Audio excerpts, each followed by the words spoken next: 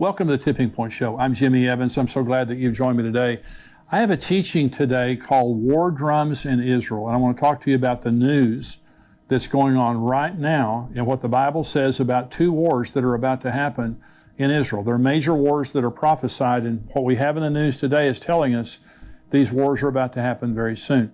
Before I get into that, let me just remind you on September the 17th, here in the Dallas-Fort Worth area, Grapevine, Texas, 5 minutes from DFW Airport, we have a Bible Prophecy Conference happening from 9 a.m. to 5:30 p.m. September 17th at Fellowship Church, Pastor Ed Young, our dear friend there, all day long. And we have great speakers, great content all day long to encourage you, to let you know what's going on here in the end times. Just a very special format there of just really getting all day information and encouragement related to Bible prophecy. I'll be speaking twice that day. I'll also be speaking the next morning at Fellowship Church on Bible prophecy. So if you attend the conference and you're able to stay over, you can hear me again on Sunday morning. We also have Pastor Billy Crone, who's a regular guest here on the program.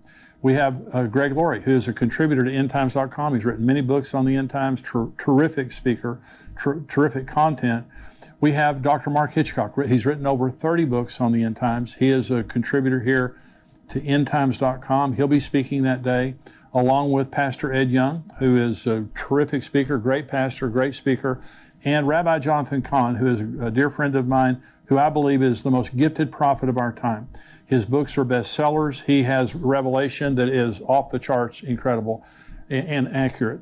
And so he'll be there bringing a special message. And so it's $99 a person to attend. It's $49 for the live stream, but we want to give you a 20% discount. We know we have a lot of subscribers to YouTube on our YouTube channel. If you haven't subscribed, hit that button and subscribe right now. We want to give you a 20% discount. So you get 20% off of the $99, 20% off of the $49. We would love to have you be there in person. If you can't, we would love to have you live streaming in. So you can go on conference.endtimes.com right now. Enter into your promo code there. You'll get 20% off. Conference.endtimes.com. The information is right there on your screen. Sign up. We have a lot of people already signed up. So we want you to sign up right now. You can use your discount, by the way, to bring family, friends, neighbors, bring a busload from your church. You can all use your discount code there. So we're going to have a lot going on that day. We would love to have you be a part of that. Let me remind you also of the book that we have, Where Are the Missing People? This is a book that you leave on your coffee table, dining room table, car, office, apartment, dorm room for people who are left behind in the rapture. The number one question that's going to be asked after the rapture is, where are the missing people? And this book is going to be there answering it, leading people to Christ and letting them know what's about to happen and how to prepare for it. And if you go on Amazon, we have hundreds of 5-star reviews of this book, and you can see those reviews there. But a lot of people are reading it right now, giving it to loved ones, and they're getting saved, their lives are being changed. And so it's not just for later. Many people are reading it right now and it's changing their lives. So where are the missing people? You can go on Amazon. You can also go to missingpeoplebook.com. And if you're buying more than one copy, we give you some great discounts there for missing people. So let me get into this teaching today on war drums in Israel. We live in a very, very serious time. And I know that all of us feel the oppression of what's going in the world right now. And not just related to Israel, but just economically, the pandemic, the evil and wickedness in the world, China, Russia, the war in Ukraine, all the things that are happening. It is oppressive. I mean, this is something I've never experienced before. And I'm 68 years old. I've never experienced anything like this, what's going on in the world right now. I never thought I would live to see what's going on in the world right now. But it's happening, and it's a fulfillment of Bible prophecy. And according to Bible prophecy, there are two major wars that are about to happen in Israel. And I think they'll happen very, very soon, especially the first one. And one of the wars is the Gog and Magog war that you may have heard me talk about already, but I'm going to talk about it here in just a minute. But I want to read you some articles about what's happening in Israel right now. And I believe that we're right on the brink of the Gog and Magog war breaking out. Could be in the next few weeks or few months. I really believe that. But also the Battle of Armageddon. Let me talk about Armageddon first, because what's happening right now in the news is also pushing us very close to Armageddon. Now, this is Joel chapter 3. This is God in the first person talking about the Battle of Armageddon. He says, "Behold, in those days and at that time, when I bring back the captives of Judah and Jerusalem, I will also gather all nations and bring them down to the valley of Jehoshaphat, and I will enter into judgment with them there on account of my people, my heritage Israel, whom they've scattered among the nations, they have also divided up my land. So now remember, when Israel was scattered the first time, they went to one nation. They went to Babylon. God is talking here about you've scattered them among the nations, and then I'm going to bring them back. Okay, that happened in 1948 when Israel came back from the nations of the world, and he brought them back. And it says, in those days and at that time, when I do this, I'm going to do this.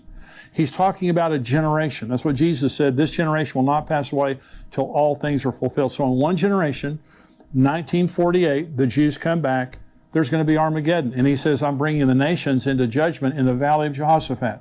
The valley of Jehoshaphat is the valley between the Temple Mount and the Mount of Olives. And this is where Jesus' feet touch. According to Zechariah 14, when he returns in the second coming, his feet will touch the Mount of Olives, and he will come and judge the nations of the world that have come against Jerusalem. This is Zechariah 12, prophesying Armageddon. The burden of the word of the Lord against Israel. Thus says the Lord God, who stretches out the heavens, lays the foundation of the earth, and forms the spirit of man within him. Behold, I will make Jerusalem a cup of drunkenness to all the surrounding peoples when they lay siege against Judah and Jerusalem. And it shall happen in that day that I will make Jerusalem a very heavy stone for all peoples. All who would heave it away will surely be cut in pieces, though all the nations of the earth are gathered against it. Now, God is the causal agent of Armageddon, and the city of Jerusalem is the focus. God is the one who's bringing the nations of the world to judge them for how they have treated the people, the nation of Israel, and for dividing up their land. Okay, but the city of Israel specifically, the city of Jerusalem specifically, he says, I'm going to bring you, all the nations have gathered against the city of Jerusalem, and I've made it a cup of drunkenness. In other words, it makes them crazy. All the surrounding nations check that box, and it's a burdensome stone. No nation can solve that problem. Though the United States has tried, the United Nations have tried, no one can lift that stone and solve that problem. Well, let me read a couple of articles here to you about what's happening right now. It's happening to divide the city of Jerusalem, to divide the nation of Israel. And this is from Israel 365 News. This is June the 2nd, 2022, from Adam Berkowitz. It says, Biden's State Department sidesteps Israel to open Palestinian consulate in Jerusalem. And this, let me read a little bit of this article. In a briefing on Tuesday, Ned Price, the spokesman for the Biden administration's Department of State, was asked to comment on reports that they have permanently shelved plans to reopen the consulate in the eastern part of Jerusalem. Price responded that the reports were inaccurate. This is quoting him. I don't have any personal announcements to preview, Price said, prefacing his statements. What I can say is that at least part of your question or part of the premise you put forward is not accurate. We remain committed to opening a consulate in Jerusalem. We continue to believe it can be an important way for our country to engage with and provide support to the Palestinian people. We're continuing to discuss this with our Israeli and our Palestinian partners, and we'll continue to consult with members of Congress as well. Meanwhile, at this very moment, we have a dedicated team of colleagues working in Jerusalem and our Palestinian Affairs Office focused on engagement with and outreach to the Palestinians. And this article goes on to talk about how the Biden administration is committed to a two-state solution and going back to pre-1967 boundaries. It means Jerusalem is divided. East Jerusalem goes to the Palestinians, and what they're saying is they're going to open a consulate. They're not talking to the Israelis. They're being extremely rude to the Israelis.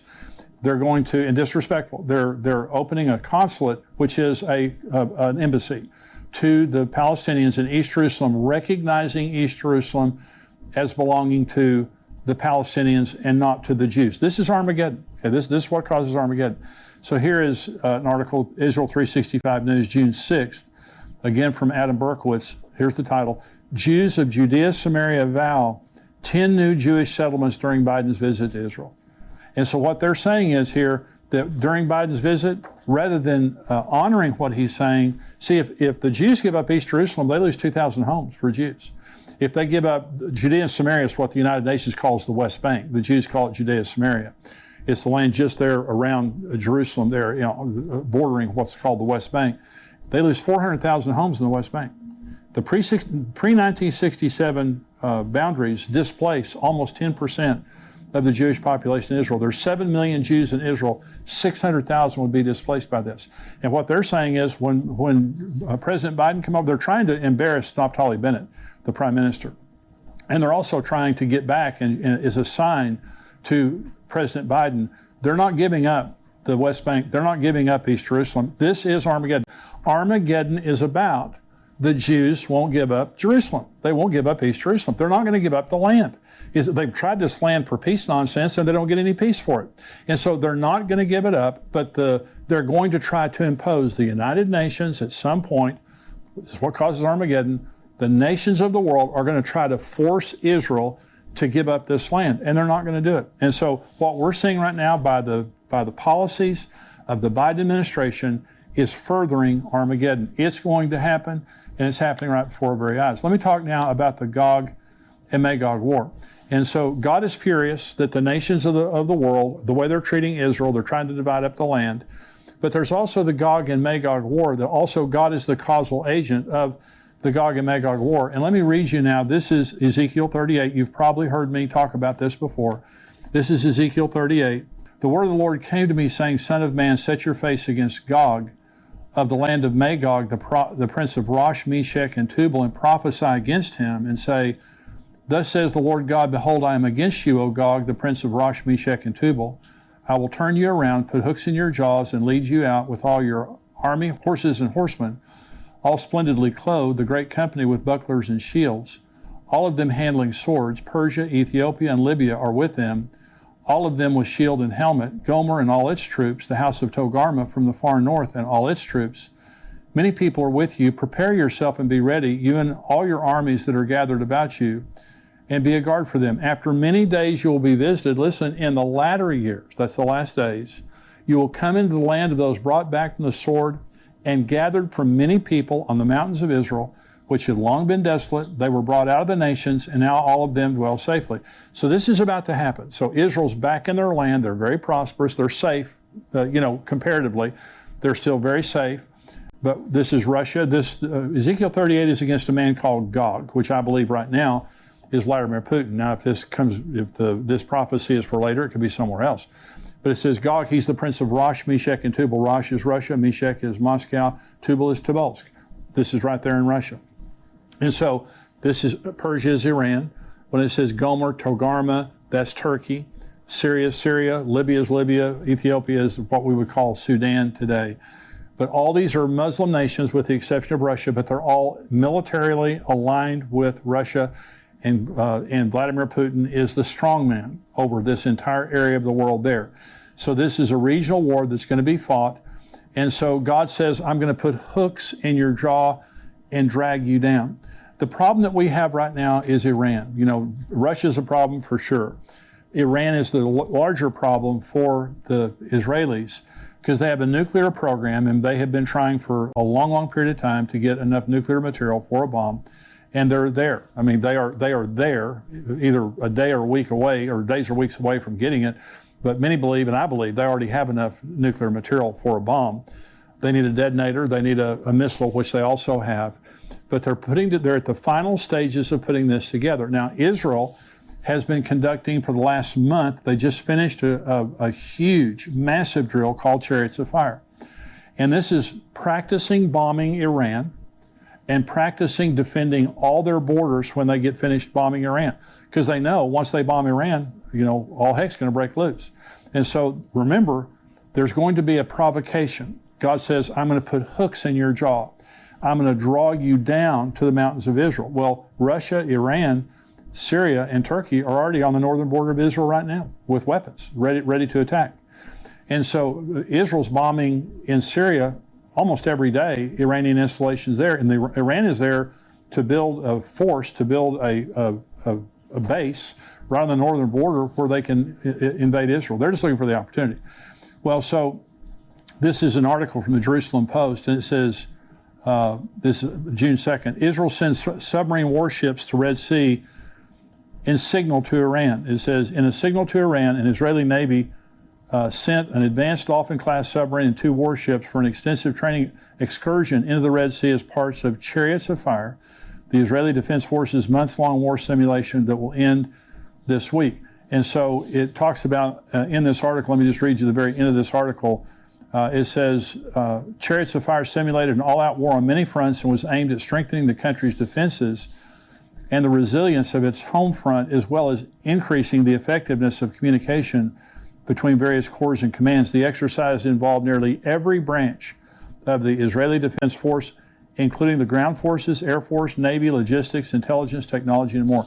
Well, this is a massive drill that took a month that is including every branch of the military.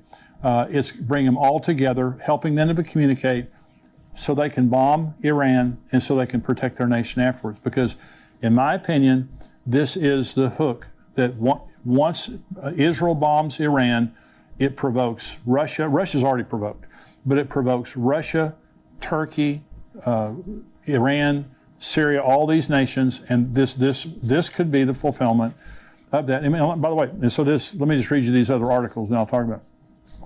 This is from Yahoo News, June the 2nd, this year. This could be the next big war that grips the entire world. Now look at that title there. The ongoing war between Israel and Iran across the Middle East came out of the shadows and into the open long ago, but now, on the back of several suspected Israeli attacks inside Iran itself, the deadly contest threatens to escalate, possibly beyond the region. Last week, several quadcopter drones smashed into a suspected Iranian nuclear research and drone facility at Parchin, killing one engineer. Mere days before, 2 assassins on motorbikes shot dead an Iranian military colonel in the heart of Tehran.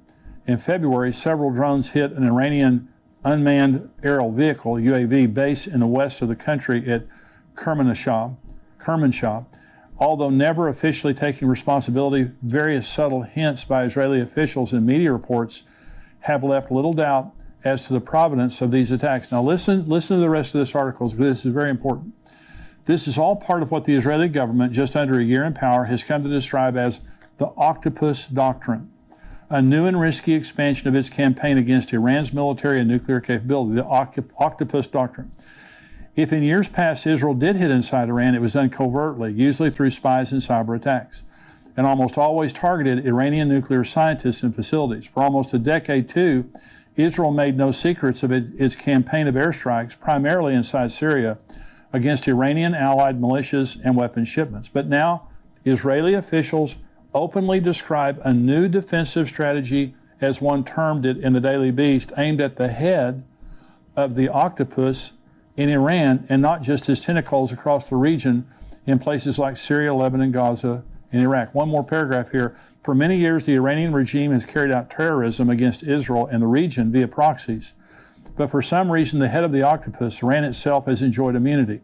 Israeli Prime Minister Naftali Bennett said in a speech on Sunday, the era of immunity for the Iranian regime is over. Now, that's some very serious rhetoric. And what they're saying is their doctrine, the Octopus Doctrine, kept saying, cut off the tentacles, hit them in Syria, quadcopter their nuclear facilities, send viruses into their computers, kill their scientists, and all those kind of things. And now what they're saying is, no, we're going to chop off the head of the octopus. That's a very different strategy, and it goes along with the chariots of fire. And by the way, the chariots of fire exercise, that looks back to Elijah. Isn't that interesting?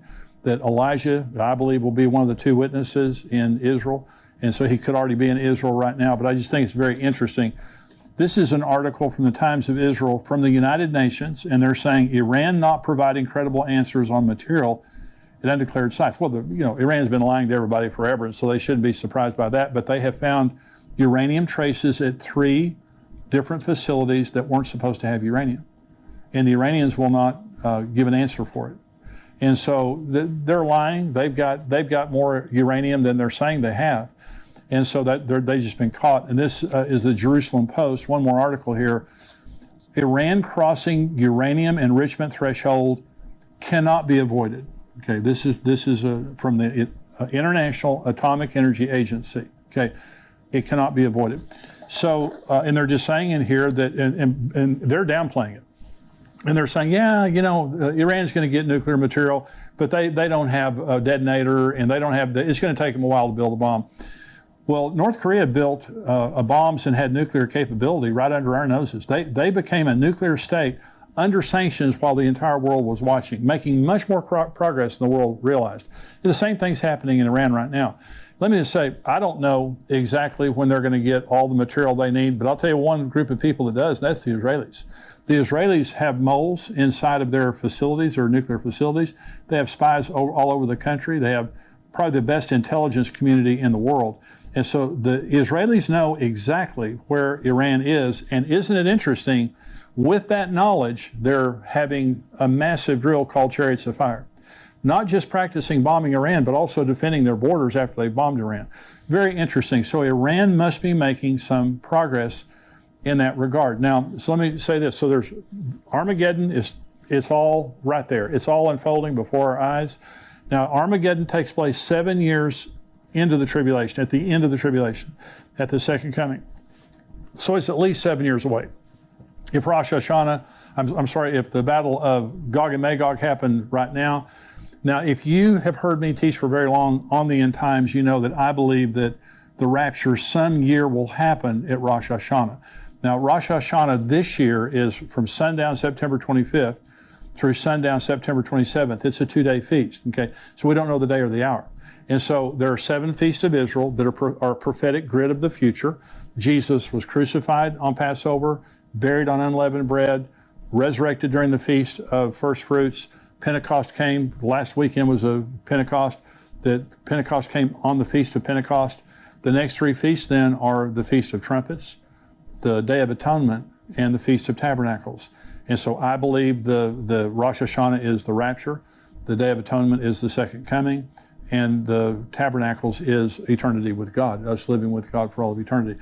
So we have 3 more feasts about to happen. So I believe, and what I've taught is, I believe some year that the Gog and Magog war will happen around the Feast of Trumpets, either right before or right after.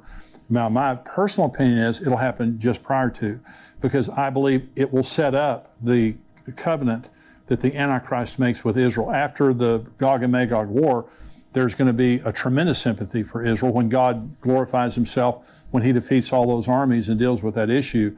Then the Antichrist shows up as a man of false peace and makes this covenant of peace. Now, that's just my opinion. It could be at a different time. But isn't it interesting that we're 3.5 months right now from the Feast of Trumpets, when I believe some year the rapture will happen. And all these things are happening, and what the world is witnessing is, we're right there. Related to Israel and Iran, we're right there. Israel cannot let Iran get a nuclear weapon. It's not going to happen. They have the resolve and they have the capacity to bomb Iran and stop it. And so this is all happening right before our nose. And my opinion is, and this is what I wrote in my book, Tipping Point, I wrote it 2 years ago, is my opinion is when Israel bombs Iran, which could be in the next few days or few weeks, when Israel bombs Iran, it will provoke the Ezekiel 38 and 39 war, which I believe is a sign that the rapture is about to happen. We're in that period of time. And when I make these kinds of statements, I'm not setting a date that I'm saying absolutely Jesus is coming this September. But I've never seen in my lifetime the events that we have going on in the world right now. And in my heart, I pray that this is the year that Jesus will return. And all the signs of the times are there. And I'm just reading the signs of the times. And so I hope that this has been a blessing to you today. If you're watching on YouTube, I just want to say thank you for joining me. I hope you'll become a subscriber to endtimes.com. We have articles and videos that come out all week long. This week we talked about China's growing footprint in the world. China is a very troubling nation in the world right now. We talked about Iran's nuclear weapons, famines in Africa. We also had an article from Dr. Mark Hitchcock on the numbers in Revelation. Are they symbolic or are they literal, or are they a combination of the two? I wrote an article about going through the storms of life, how Jesus taught us how to go through the storms of life. We also had a video that was released today by Dr. Mark Hitchcock that was talking about the World Forum that was just held in Davos, that they're talking about tracking us and tracking our carbon footprint because they're talking about global warming. And he did an article, a video, talking about how that could be used by the Antichrist to ultimately control us. And so we have all kinds of articles and videos, plus we have the full Tipping Point show that only our subscribers get. I want you to become a subscriber to endtimes.com, $7 a month, $77 a year. You get the full Tipping Point show. I'm about to answer questions. In the rest of this podcast, I'm going to answer questions, lots of questions from our subscribers. And want you to be a part of that. But subscribe, $7 a month, $77 a year. We'd love to have you be a subscriber to endtimes.com. And if you're watching on YouTube, be sure and subscribe to this channel so you know every time we have something that comes out. God bless you. I'll see you next time. Goodbye.